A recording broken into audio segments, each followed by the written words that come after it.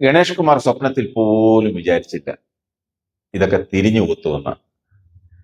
പാവം ഇപ്പോൾ കിടന്ന് മോങ്ങിയിട്ട് വല്ല കാര്യമുണ്ട്. ഇതൊക്കെ ചെയ്ത് കൂട്ടിയപ്പോൾ മനസ്സിലാക്കണമായിരുന്നു, അല്ലേലും ഗണേഷ് അണ്ണൻ ഇങ്ങനെയാ, ഒന്നിനും ഒരു വേണ്ടു വിചാരമില്ല. അല്ലെങ്കിൽ പിന്നെ ഉമ്മൻചാണ്ടിക്കും കോൺഗ്രസ് നേതാക്കൾക്കുമെതിരെ ലൈംഗിക ആരോപണം ഉന്നയിച്ചുള്ള 4 പേജ് കത്തൊക്കെ എഴുതി വെക്കാൻ പറയൂ. ഗണേശണ്ണന്റെ നിർദ്ദേശപ്രകാരം തയ്യാറാക്കി സോളാർ കേസ് പ്രതിക്ക് കൈമാറിയത് ശരണ്യ മനോജാണെന്നാണ് അന്ന് കൂടെ ഉണ്ടായിരുന്ന ഫെനി ബാലകൃഷ്ണൻ പറയുന്നത്. പ്രതിയുടെ അഭിഭാഷകനായിരുന്ന Feni Balakrishnan Kottarakkara judicial first class magistrate കോടതിയിൽ ER അർജുൻ രാജ് മുമ്പാകെ ഇന്നലെ നൽകിയ മൊഴിയിലാണ് ഇക്കാര്യങ്ങൾ പറയുന്നത്. പ്രതി പിന്നീട് ഈ കത്ത് സ്വന്തം കൈപ്പടയിലേക്ക് മാറ്റി നൽകുകയായിരുന്നെന്നും ഫെനി മൊഴി നൽകി. ഗണേഷ് കുമാർ നേരിൽ കണ്ട് സഹായം അഭ്യർത്ഥിച്ചെന്നാണ് ഫെനി ബാലകൃഷ്ണൻ പറയുന്നത്. സോളാർ പ്രതി ജയിലിൽ നിന്ന് എഴുതിയ കത്തിൽ ഉമ്മൻചാണ്ടിയെ അപകീർത്തിപ്പെടുത്താനായി ഗൂഢാലോചനയൊക്കെ നടത്തി 4 പേജ് അധികമായി എഴുതി ചേർത്തെന്ന് ആരോപിച്ച് അഭിഭാഷകൻ സുധീർ ജേക്കബ് നൽകിയ കേസിലാ കൊട്ടാരക്കരയിൽ വിചാരണ നടക്കുന്നത്. സോളാർ പ്രതിയും മന്ത്രി ഗണേഷ് കുമാറും 1ഉം 2ഉം പ്രതികളാണ്. 2015 ഏപ്രിൽ MC റോഡിൽ ഏനാത്തിനും കൊട്ടാരക്കരയ്ക്കും ഇടയിലായിരുന്നു ഗണേഷ് കുമാറുമായുള്ള കൂടിക്കാഴ്ച. ഗണേശിന്റെ PA പ്രദീപ് കുമാറാണ് തന്നെ വിളിച്ചു വരുത്തിയത്. മറ്റൊരു കാറിലെത്തിയ ഗണേഷ് പ്രദീപിന്റെ കാറിൽ കയറിയ ഫെനിയോട് സഹായം അഭ്യർത്ഥിക്കുകയുമായിരുന്നു. പ്രദീപിനെയും ശരണ്യ മനോജിനെയുമാണ് എല്ലാത്തിനും ചുമതലപ്പെടുത്തിയിരിക്കുന്നതെന്നും അവർ പറയുന്നത് പോലെ ചെയ്യണമെന്നും പറഞ്ഞു. പിന്നീട് പലതവണ ഫോണിൽ വിളിച്ച് നിർദ്ദേശങ്ങൾ തന്നിരുന്നു.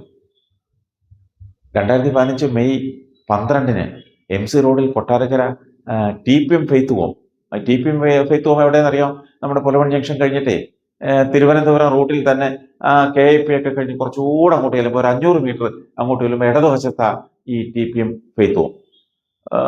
അതിന് മുൻപിൽ ഈ വൈകിട്ടൊക്കെ എന്ന് പറഞ്ഞാൽ അതിന് മുമ്പ് അന്നൊക്കെ വലിയ വെട്ടവും വെളിച്ചമൊന്നുമില്ല, സാധാരണ സ്ട്രീറ്റ് ലൈറ്റ് മാത്രമേ ഉള്ളൂ. ഇപ്പോഴാണ് അവിടെ ചെറിയ ഹോട്ടലുകളൊക്കെ വന്നേ.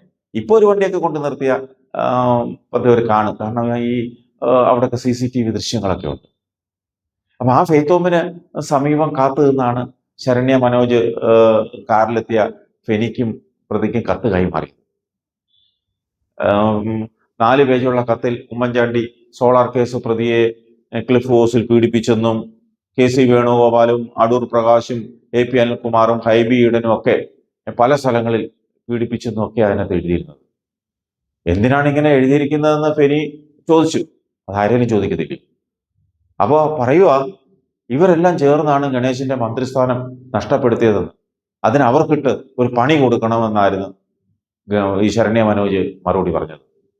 തിരുവനന്തപുരത്ത് എത്തിയ കത്ത് പ്രതി സ്വന്തം കൈപ്പടയിൽ മാറ്റി എഴുതിയത്. 2013 ജൂലൈ 19 തയ്യാറാക്കി ജൂലൈ 27-ന് പത്തനംതിട്ട ജയിലിൽ ഫെനിക്ക് പ്രതി കൈമാറിയ കത്തിൽ 21 പേജാണ് ഉണ്ടായിരുന്നതെന്നും എന്നാൽ സോളാർ കമ്മീഷനിൽ നൽകിയത് 25 പേജുള്ള വ്യാജ കത്താണെന്നും ഫെനി തറപ്പിച്ചു പറയുന്നു. ഉമ്മൻചാണ്ടി ഉൾപ്പെടെയുള്ള കോൺഗ്രസ് നേതാക്കൾ തന്നോട് ലൈംഗിക അതിക്രമം നടത്തിയെന്ന് ജുഡീഷ്യൽ കമ്മീഷന് മുന്നിൽ പറയണമെന്നും ഗണേഷ് കുമാറിന്റെ നിർദ്ദേശപ്രകാരമാണ് പറയുന്നതെന്നും അങ്ങനെ ചെയ്താൽ പ്രയോജനമുണ്ടാകുമെന്നും സോളാർ കേസിലെ പ്രതി തന്നോട് പറഞ്ഞതായി ഈ ഫെനി പറയുന്നു. എന്നാൽ സോളാർ കമ്മീഷനിൽ അങ്ങനെ ഒരു മൊഴി നൽകിയില്ലെന്നും ഫെനി അവകാശപ്പെട്ടു. കേസിന്റെ വിചാരണ തെരഞ്ഞെടുപ്പ് കഴിയും വരെ മാറ്റിവെക്കണമെന്ന ഗണേഷ് കുമാറിന്റെ ഹർജി മാർച്ച് 11-ലേക്കാണ് മാറ്റിവെച്ചിരിക്കുന്നത്. ഇനി മാർച്ച് 11-ന് ബാക്കി എന്തൊക്കെ ഉണ്ടാവുമെന്ന് നമുക്ക് കാത്തിരിക്കാം.